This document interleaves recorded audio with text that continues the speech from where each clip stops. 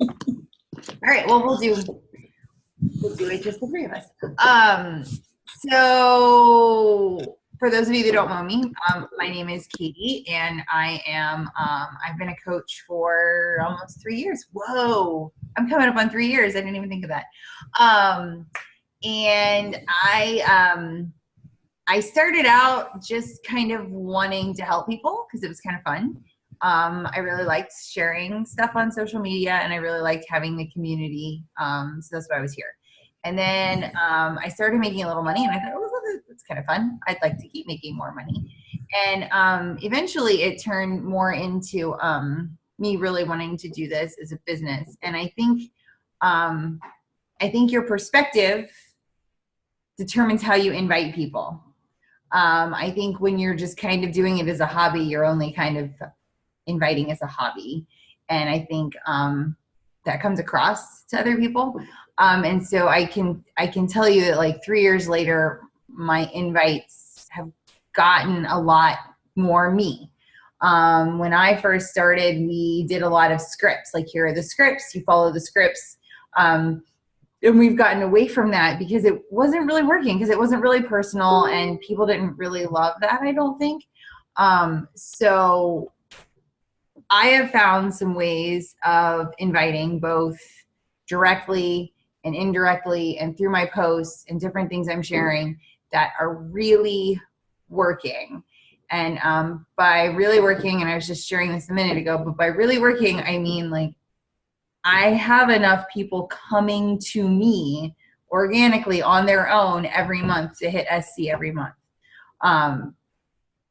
I have other customers too, and I'm still inviting, but the SC points that I've gotten since May have all been strictly because people have come to me and asked for help.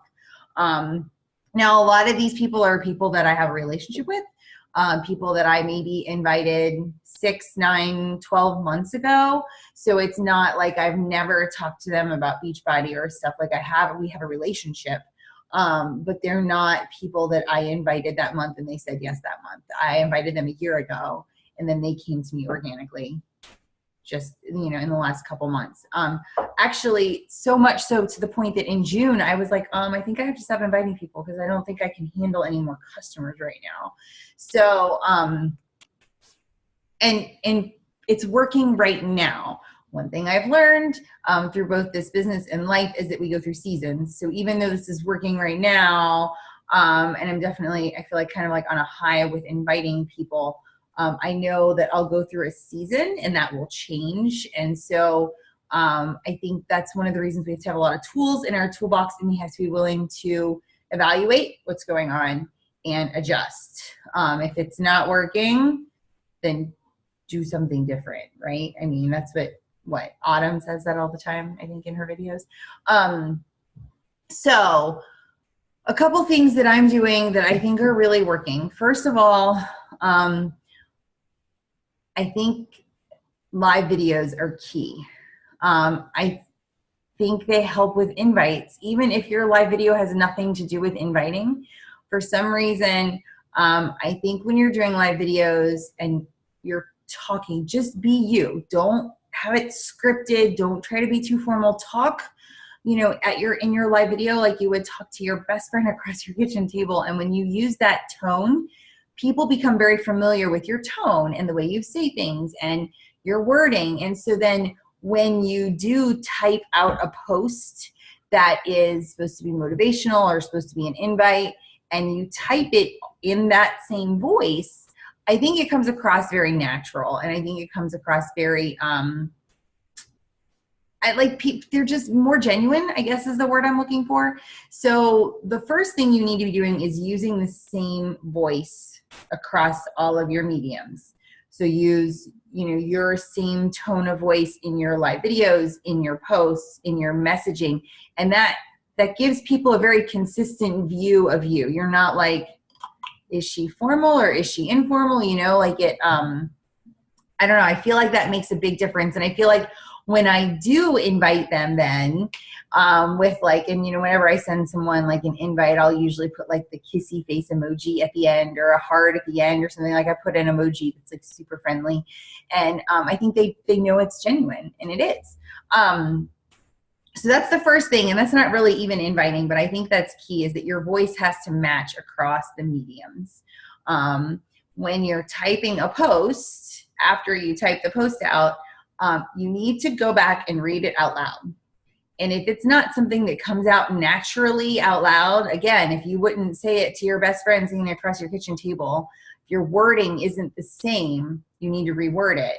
It doesn't have to be the same wording I would use or Christy would use. It just needs to be you. How would you say it? Because we want you, basically, you want people to buy into you and who you are. And if you're not letting them know who you are through your voice, then they're not going to have a clear picture of who you are, and they're not going to want to trust you with their journey and all of the details that come with the fitness journey, because fitness, as we all know, is very personal, and people need to be able to trust you. It's not like buying makeup or buying leggings from someone. It's, you know, hey, I struggle with food addiction. It's, you know, I bounce back and forth. It's very, very personal. And so they have to be able to trust you, which makes our business a little bit different than just buying mascara. But on the plus side, usually when someone does buy into us, when they decide to trust us, when they decide to share their journey with us, they're usually in it for the long haul. They're usually not going to bounce around to a bunch of different coaches. You know, for example, I have several friends that sell doTERRA oils, and I've bought like one or two from each of them. But you don't really do that with coaches. You know, once you find a coach, some people switch, but for the most part, when you find one that's working, you stick with it. So then the next thing you need to do is you need to be occasionally doing a live video where you share from your voice something that is going on in your challenge group or in your business. It depends on where you are. Are you business focused, or are you challenge group focused, or are you doing both? You need to be in your voice saying out loud to a live video, oh my gosh, we're having this success in our challenge group. This one woman, she's doing such a great job, and here's her story. And usually I'll tie that into something else. Last week I did a live video on school supplies, and how a couple years ago, 4 or 5 years ago, having to go to the store and spend $100 in school supplies would have given me like a mild panic attack, because that would have been a lot of money out of our account. And I shared how I was still super budget friendly and bought a lot of like the cheaper brands, but then I also didn't worry about where the money was coming from because I have this extra income, and I kind of led into it that way. It's on my page if you want to go watch it. But I took something like school supplies, which is very current, right? It's kind of like it's a current topic, right? In our culture right now, because everybody's going back to school. So I took something that was very current, and was very relevant to my people. Okay, if you don't have kids in school, then this is not your thing. But I took something that was very relevant to the people I'm trying to attract and very current, and I did a live video about that topic, and I tied in coaching.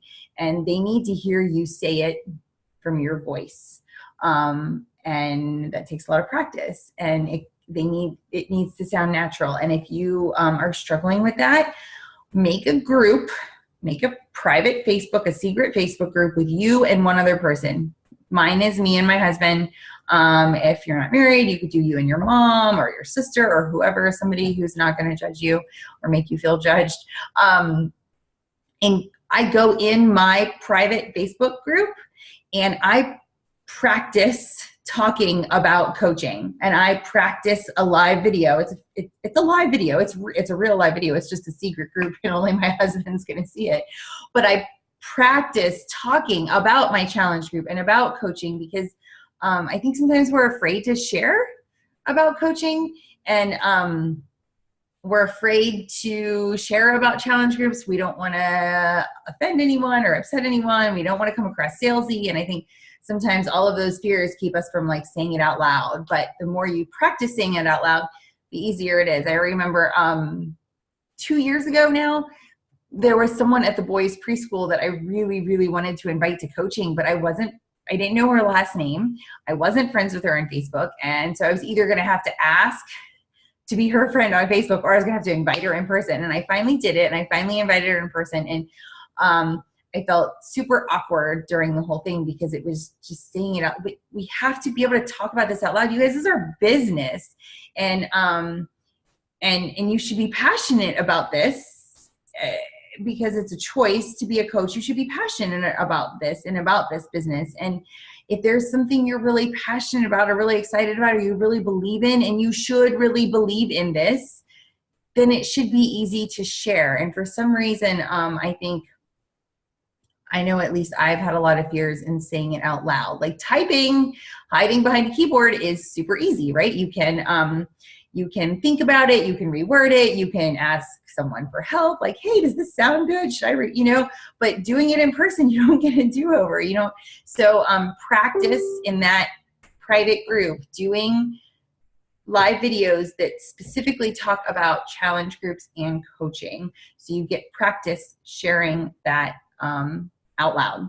And then go back and watch it, okay? This is another big one, and I know some people don't love this, but I go back and watch all of my live videos because I can't get better if I can't go back and see what I did wrong. So I might not rewatch it right away. Sometimes I will only listen to it. If I have something else going on, I'll listen to it when I'm getting ready or something. I always go back and listen. Did what I say sounded okay? Did I seem more natural? Did I not seem natural enough? Do I need to practice more? Because it is a skill. And you can't just, it's like your very first workout you ever did, you didn't just start curling 25 pounds, right? You start a lot less and you have to work up to it. So it's the same with doing live videos and talking to people. You have to work your way up to it. You have to practice. You have to get there. Then the next thing that I was telling Christy a couple weeks ago, and she was like, you have to tell everyone that in your post, when you're typing a post, it was when I first started, if you had something big you wanted to share, like something about how much money you made as a coach, or somebody's results in a challenge group, or if you wanted, you put the tagline, you used to put the tagline first, like I'm trying to think of something like an example, like 2 years ago, I wouldn't have made $200 this week or something like that. You used to start a post to catch attention. Yes, Christy, to catch attention. But you started it with like the information, and then you went on and told the story. So I have found with my people, and I'm pretty sure this is a general rule, especially with people getting pickier about social media and who they follow, you can't start with that anymore, because people see that it screams multi-level marketing and they scroll on and they miss your story. And we don't want them to miss your story. We want them to hear the story. So you tell the story first, and then at the end you say, this only happened because I said yes to coaching, and or whatever it is, but you put that at the end. And if your post is long enough, and it doesn't have to be giant long, but if your post is long enough, the only way people are going to see those words at the end is if they click like the more text, you know what I'm talking about? So a lot of times when I'm doing a post like this, an invite or something about coaching or something like that, I try to tie the message in to something my kids did, because that's me and that's my market. And people like pictures of kids. Or at least my people like pictures of kids because they're my friends, right? And my friends want to see pictures of my kids, and my aunt and my uncle and my mom's cousins. They want to see pictures of my kids. So I share a picture of my kids. I tell a story about what happened that day, and somehow I tie it. And usually it comes to me from like personal development that I heard.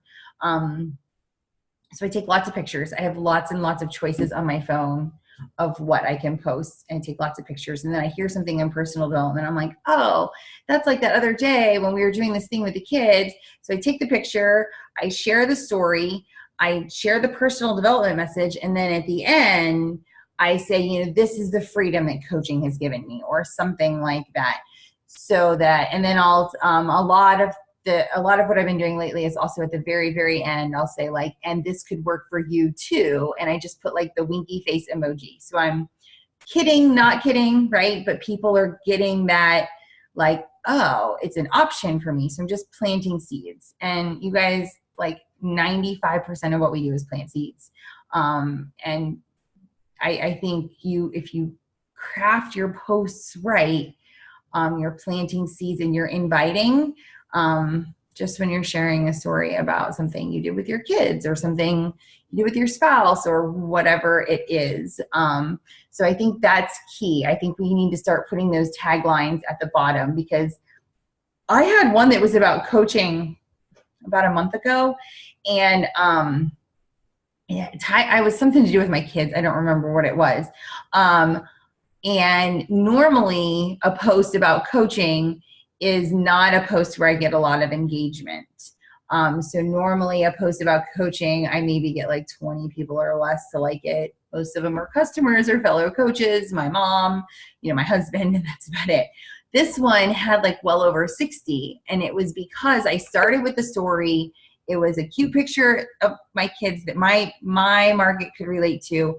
And then at the very end, there was coaching. Most of those people probably didn't even read the coaching part. They probably didn't even read the whole story. But the thing is, the more people that click like, the more people Facebook puts that post in front of. So there are other people who didn't even interact with the post that I know saw it. So I planted seeds probably with at least 100 people. And they, you know, so that's kind of how we start to plant those seeds. I mean, I remember when I started 3 years ago, when Nan first invited me to be a coach for the next 6 weeks, I watched her post, and I still remember the one that got me to change my mind.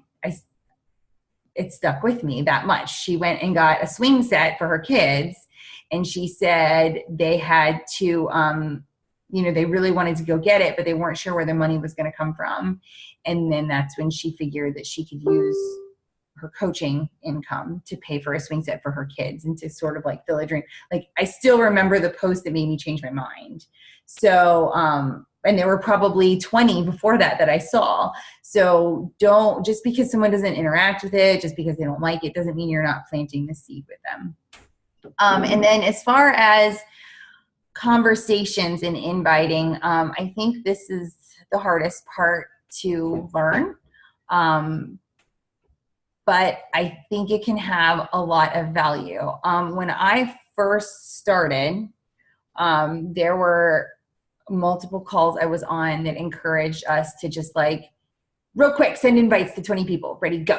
And like sort of like copy paste and send invites. And that doesn't work anymore, because there are so many people doing multi-level marketing and sending mass invites that you don't stand out anymore if you do that.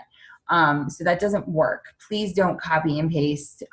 Most of the time when you copy and paste, there is a detail in there that does not apply to the person you're talking to. I have made so many mistakes and had to go back and apologize for a lot of things. I think if you have a general invite that you really like to send to someone, like I have a general description of Shakeology and I've saved it, but it's super general. It could apply to anybody. And then I add on at the end the personal stuff. That way I'm not like mixing, you know, you don't want to send to someone who is a single mom. You don't want to send a message to her like, hey, you could share these workouts with your husband, right? Because that's like not going to go over well. So, so when you're talking to someone, the very first thing you have to do long before the invite is you have to strike up a conversation with someone.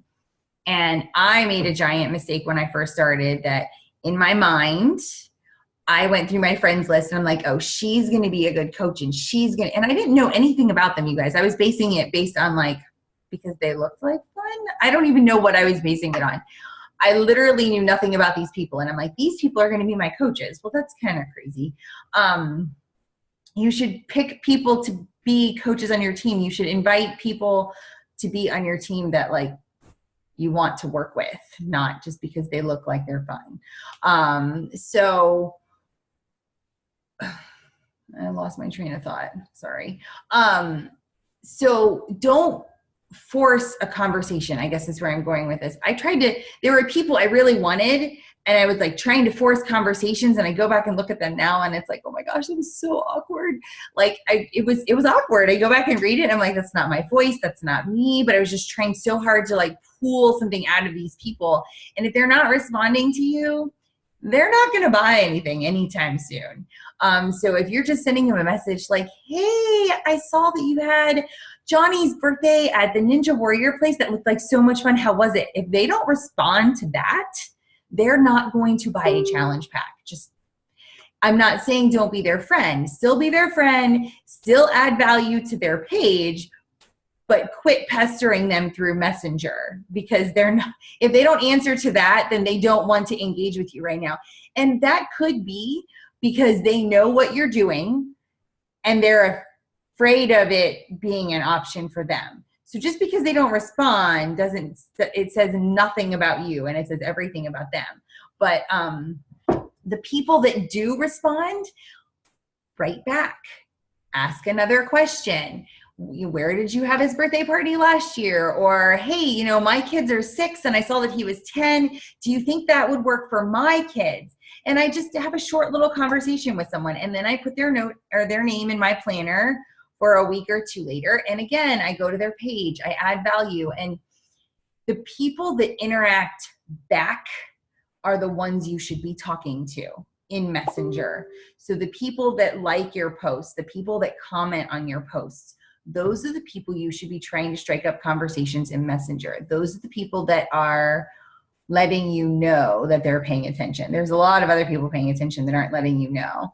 But those are the people that are letting you know they're paying attention. I did a To Be Mindset post last Sunday, and I had, 8 or 9 people comment saying they were interested. But then I also had like 50 some likes on the post. So I messaged a bunch of the people that were likes. There were some I didn't message because they hadn't responded to me last time. So I wasn't going to be yucky and like invite them to Be Mindset if they were ignoring me. But I had quite a few that I messaged, and they were like, oh yeah, I'm really interested in that. So they didn't type interested in the post. They weren't comfortable enough with doing that. They were comfortable enough with hitting like, and that means they're paying attention. So you need to be talking to those people. And then a lot of times I've switched my invites to being way less formal than I was using probably a year ago. A lot of the times my invites will be like, hey, I know like you're totally good, but I was thinking about you, and I really think I would love to work with you in my challenge group, or I really think you would love the ladies in my group. I kind of try to tailor it to their need. I say, if you ever are interested, please don't hesitate to ask me questions about how it works. And then I'll put like a heart at the end of, like, I use emojis a lot. But I feel like when you use emojis, it kind of helps personalize or give your words a voice, because just typed words could really mean anything. And a lot of the times it's super casual. I'm trying to think of somebody that I sent a casual invite to that I could read to you guys. I know there's been somebody recently, but I can't think of who it was now. Sorry. But usually it's just like super casual and super kind of like a low key invite. It's nothing, I don't know. I don't really, I don't follow the scripts, I guess, anymore, which, I mean, that's probably not really even very relevant because we don't have those. So yeah, I can't find one, of course, while we're here, but most of the time it's just super casual, and I just I'll say, you know, if we're talking about one woman and I were talking about meeting in a park and it wasn't going to work out because she was going to be out of town. And I was like, oh, have a great time on your trip. Like, we're going to miss you at the park. Hopefully we can reschedule when you get back.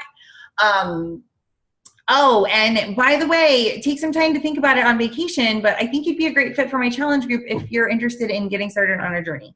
And then just the kissy face, and that was it. Like, that was it. Super simple. But I think, but people always respond to that now. Whereas before my invites, I got a lot of crickets. So I get a lot of no's. People are like, oh no, I'm not ready, or that's not my thing, or I'm not really interested. But they're responding now, which is better than like the crickets that I was getting before. But you guys, I really think most of the inviting we do is through our posts on social media. I think that holds more weight than the messenger, a lot, because people need to know that when they get the message from you, when they get the invite from you, that you're genuine. So, you know, it's like building trust. You know, Justin and I, when we went out on our first date, like, you know, I mean, I was interested, obviously, but we had to build trust over time, and I had to learn who he was before I was like ready to commit to, you know, marriage and forever after and all of that. And I think that's how it is with coaching is, and inviting people, is that it's the dating process when you're posting on Facebook, when you're sharing your story, when you're doing those like casual invites in your posts, when you're doing a live video, when you're inviting through live video, you're kind of dating, right? You're dating in that process. And then you're sort of asking them to marry you when you send an invite. But I think you can't do that invite without all the legwork before it. Does that make sense? So that's most of what I wanted to, say. I think we're down to minutes or something here, 7 minutes maybe. Christy, did you have anything you wanted to add? Did I cover it? I feel like Yeah, I think you got it all, especially like what you were saying about the way the one thing I was going to say about scripts is you say you don't use them anymore, but I do think they're in like the training, and there's a good, when you're very first starting, it's good to read through them because there are key words that you want to make sure you're including. Like you're saying, you're naturally with practice, like asking the questions. And when someone says, you know, no, like knowing how to, like a no is, I love getting no's because then I can be like, I can keep going. It's when I get nothing that I feel like I'm stuck. Right. You know, I don't have enough time, or I don't really drink shakes. I like love those answers because then I can like tell me more about that. Why do you think shakes will never work for you? You can actually get to know the person better. Yes. And that's a good thing to go with all of this inviting, is that when someone says no, you should never write back and be like, oh, okay, and let it go. Like never, don't ever do that. You should like, oh, tell me, or I'm so sorry you've had that experience, or why are, you know, like dig in with them a little bit more, and then take their objection and work it into a post later that week. You know, my objection is time. So if someone gives me a time objection today, then likely tomorrow morning, I'm going to share a workout video and talk about how easy it is for me to fit it in my day because it's from home. I'm not calling them out by name, but I'm touching on that time thing, that it was their objection, or if money is their objection, or I mean, there's lots of objections, but whatever their objection is, I'm going to find a way to combat that objection through a post in the next couple days. So don't ever write back and be like, oh, okay. I mean, I did that plenty when I first started, but you want to, and Christy's right, reading through those scripts and knowing how to talk to people and like ask another question. A lot of times, like I got somebody just yesterday that said, to me mindset. She's like, well, I don't really understand. I feel like it's all vague. And so then when you when you get something like that that you can identify with, you want to do the feel, felt, found strategy. Like, oh my gosh, I know exactly how you feel. When they first started telling me about 2B mindset, I was like, what is this? Like, it was so confusing and I didn't understand it. What I found was that, that once I started following it, I understood why they couldn't really tell me how it works, because I kind of just had to dig in and do it. And it's really tailored to each person individually. So that's kind of why, like, no one could really tell me what it was about. So you have to tell them, like, oh, I understand how you feel. I felt that way too when, and here's what I found when I started drinking the shakes or started doing the workouts or whatever it is. But the feel, felt, found is a great way to help people work through objections, because you're connecting with them. You're identifying with them. Chrissy, you froze on me. Are you there? I don't know.